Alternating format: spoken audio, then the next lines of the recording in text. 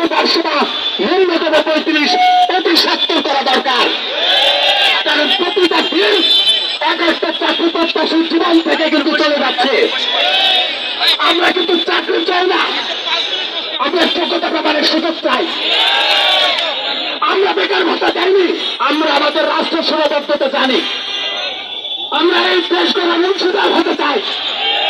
আপনারা জানেন এই চাকরি প্রত্যাশী 36 লক্ষের বেশি বেকার যুব সমাজ আছে। এই বেকার যুব সমাজকে এক পাশে রেখে আপনি একটা এই প্রাইসকে ব্যবসা করতে পারেন না। এই বেকার যুব সমাজকে আপনাকে আশ্রয় দিতে হবে। সেই আশ্রয়ের প্রথম পদক্ষেপ হবে চাকরিদাতা বিষয় ব্যবসা ন্যূনতম 35। আপনারা জানেন এই চাকরি প্রত্যাশীরা যাদের বয়স শেষ হয়ে গিয়েছে, তার শেষের দিকে তারা বাড়িতে যেতে পারে না, পরিবারের কাছে মুখ দেখাইতে পারে না। তাদের শেষ আশ্রয় হিসেবে তারা কিন্তু রাষ্ট্রের অভিভাবকদের কাছে এসেছে। আজকে সেই রাষ্ট্রের অভিভাবকরা পরিবর্তনের স্লোগান নিয়ে তারা কিন্তু ক্ষমতা এসেছে। আমার ভাইরা চাকরি না পেয়ে কোথাও রিক্সা চালাচ্ছে, কোথাও অড জবস করছে। আপনারা দেখে জেনে থাকবেন আমাদের মাননীয় প্রধান উপদেষ্টা উনি প্রধান উপদেষ্টা হিসেবে শপথ নেওয়ার পরেই বলেছেন, একটা কথা বলেছেন যে মানুষ তাই ফোন এন্টারপ্রেনার, অর্থাৎ মানুষ জন্মগত ভাবে উদ্যোক্তা।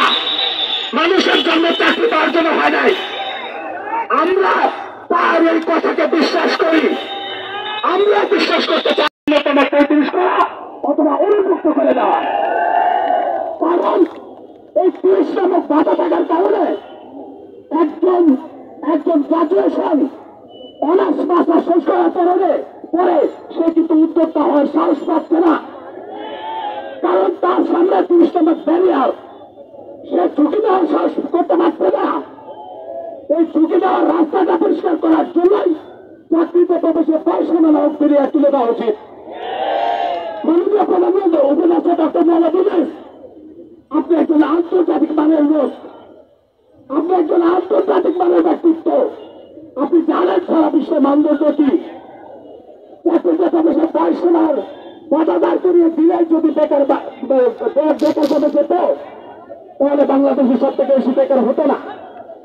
সুতরাং আমাদের সরকার এই সরকারকে প্রতিষ্ঠিত করার জন্য, স্বৈরাচারের পতনের জন্য আমরা যারা চাকরি প্রত্যাশী তারা কি রাস্তায় নামি নাই?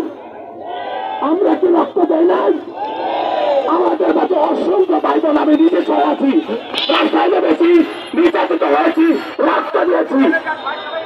সুতরাং এই ওয়েলফেয়ার স্টেটের উন্নয়ন অংশীদার হিসেবে আমাদের অংশগ্রহণের সুযোগ দেওয়ার অংশ হিসেবে ন্যূনতম চাকরিতে প্রবেশের বয়স 35 হওয়া উচিত।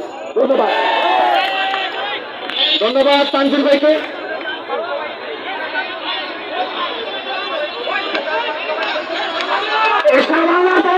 দাবি আছে 1 তারিখের কোন জায়গা